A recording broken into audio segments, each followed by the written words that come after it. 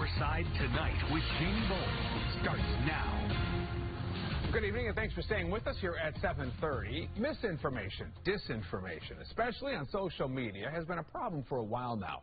It can be tough at times, right, to figure out if what you're seeing is real. Well, the New York Times, the BBC, and others have recently, in fact, reported on a man. His name here is John Mark Dougan. He's a former deputy sheriff in Palm Beach County, Florida, and he now lives in Moscow, in Russia. It's been reported that he's created 160 websites that mimic news outlets in the United States, Britain, and France. They have names like DC Weekly and Chicago Chronicle.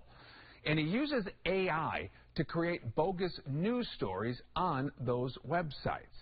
According to an analysis done by disinformation tracker NewsGuard and then reported in the New York Times, Dougan's handiwork has been cited or referred to in news articles or social media posts nearly 8,000 times. And it's been seen by more than 37 million people in 16 different languages.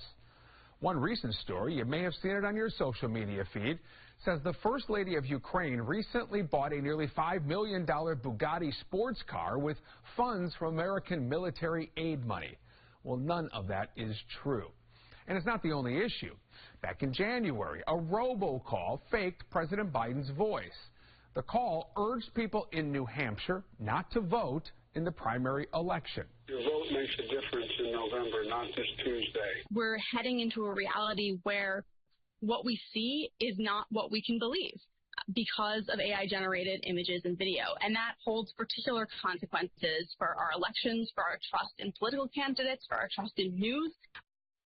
A political consultant and a voice service provider were fined a combined $8 million by the Federal Communications Commission in that robocall case. Now, this kind of thing has the attention of North Carolina state lawmakers as well. Both the House and Senate are considering bills that tackle the issue of using artificial intelligence in campaign ads.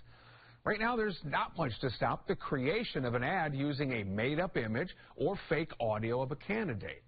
Legislation being talked about in Raleigh would require disclaimers when AI is used.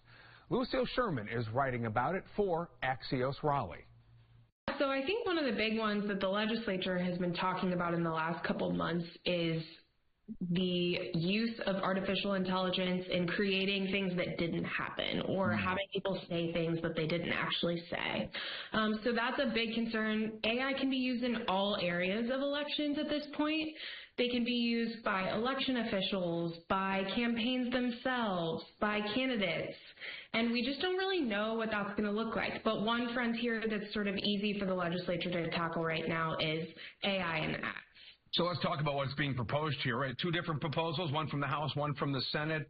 Can you kind of walk us through the differences? Yeah, so they're slightly different. One proposal in the Senate only addresses generative AI, which is sort of what we think about when we think of ChatGPT, things like that. And the other version in the House addresses just AI broadly. I don't know tangibly what exactly the differences would be with that. It's kind of flown through the legislature without a lot of discussion. And so one of the proposals sort of just is more all-encompassing and the other is more specific. But these ads would have to be labeled as such, that they're using AI in some form? Yeah, so they would have to include a disclaimer that says sort of this was used with generative AI. The Senate's proposal only applies to ads that are misleading or damaging to a particular person or candidate.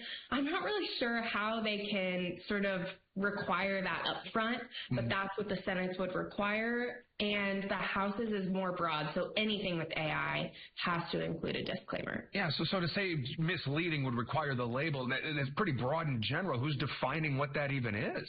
And it's sort of unclear. I think the State Board of Elections would have to take a close look at this legislation. It hasn't passed. It feels like there's it hasn't passed both bodies of the legislature, so it feels like there are a lot of details that would need to be ironed out sort of before this could be implemented in the state. But the clock is ticking. I mean, here we are, right? We're getting ever closer to the election. Does this have bipartisan support? Is it one party pushing this? Yeah, it definitely has bipartisan support. One thing worth noting is that the Senate's AI proposal is wrapped up in a broader election bill that does not have bipartisan support.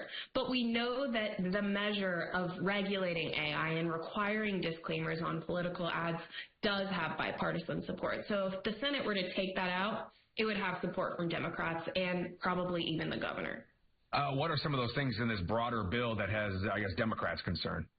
Yeah, it's a lot of things like ballot initiatives, different requirements for Election Day. That bill hasn't moved, so it's sort of unclear, if those provisions will get pulled out separately or if that's something that the legislature will prioritize. Yeah, a lot to get to, certainly, and AI is adding to the list. Lucille Sherman from Axios Raleigh. Lucille, I appreciate you stopping by and talking to us.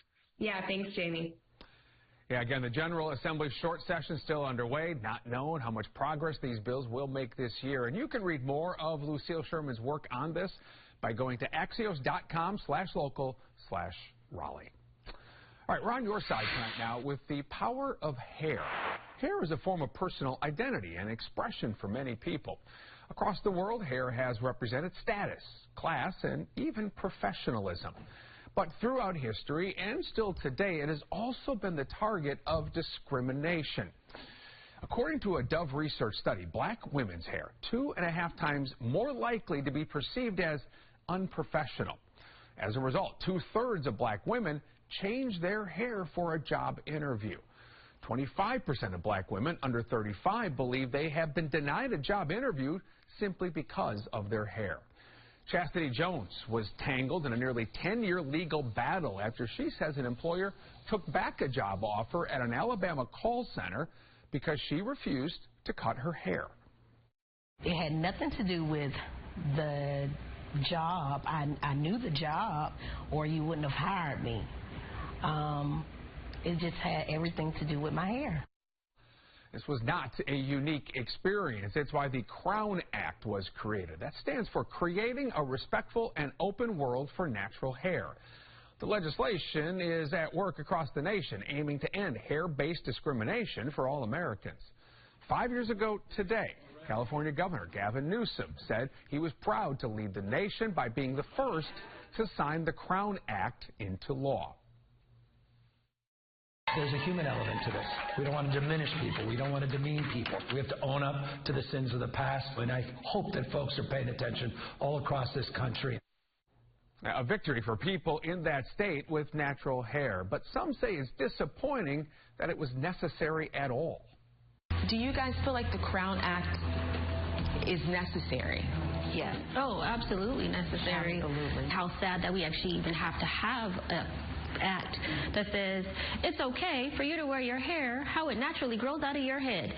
Like, we have to have a law about that? That's crazy. Now, since 2019, the Crown Act has been passed in 26 states, and 50 local cities and towns have passed similar ordinances, and Charlotte is one of those cities. Our city passed a new non-discrimination ordinance back in 2021.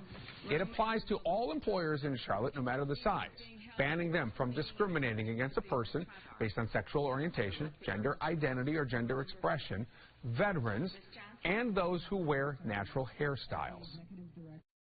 It is important to me, being a native Charlottean, being a black, cisgender, pansexual woman with natural hair, to be able to go into a workplace and not be told to tone it down, that I'm too ethnic. At a federal level, the Crown Act passed the U.S. House of Representatives in 2022. However, it was blocked in the Senate. It was reintroduced this year in both the House and the Senate. We'll have to wait and see if Congress will take up that legislation again. Coming up next here on Your Side tonight, one family left paying thousands of dollars out of pocket after their dogs had an encounter with a rabid raccoon. The clash lasted just a couple of minutes, but the fallout for this family has stretched on 4 months. We're on your side with why it brought them so much financial pain. Lisa? And for the 4th of July, we are getting ready for a big warm-up. High temperatures peaking in the mid-90s, but it's going to feel like the upper 90s, potentially the triple digits. We're going to talk about why.